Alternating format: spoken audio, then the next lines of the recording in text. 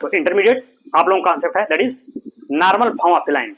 तो कह रहे हैं किसी लाइन का नॉर्मल फॉर्म क्या होता है, 3 फॉर्म होते हैं ना, ग्रेडियंट, इंटरसेप्ट फॉर्म और नॉर्मल फॉर्म। तो 2 फॉर्म पे हमने बात कर लिया है इससे पहले के वीडियोस में, आप देखे होंगे तो ठीक है।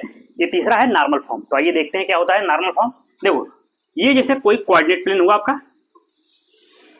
ठीक है, ये एक्स है, ये आपका वाई एक्सिस है, ये ओरिजिन है, ठीक है। तो कह रहे हैं कि कोई लाइन है, जैसे ये अक्ष, कोई लाइन ऐसे जा रही है, तो कह रहे हैं इस लाइन का इंटरसेप्ट फॉर्म आपने देख लिया है।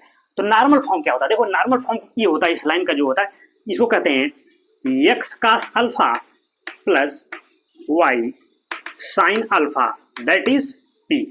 ये दो इस लाइन का, ये जो है इसका जो नॉर्मल फॉर्म इक्वेशन है वो यही होता है, x cos alpha plus y sin alpha that is p. देखो अल्फा क्या है, अल्फा ये है, देखो पहले तो आप पी देखो, पी क्या है, ये इस लाइन पे ओरिजिन से हम परपेंडिकुलर ड्रा करते हैं, ये देख रहे हैं, दिस इज द परपेंडिकुलर।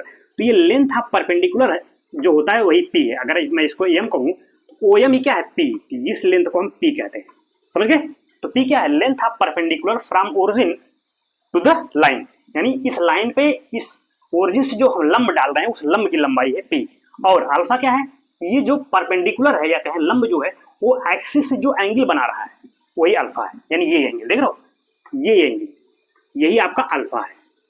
तो कह रहे हैं वही है, अगर परपेंडिकुलर का जो हमने डाला यहां से उसका एक्स एक्सिस से एंगल पता हो, कितने एंगल पे है वो अल्फा, और उसकी लेंथ पता हो जाए, तो इस लाइन का इक्वेशन हम लिख सकते हैं नॉर्मल फॉर्म में, यही है x cos alpha plus y sin alpha that is p, ठीक है।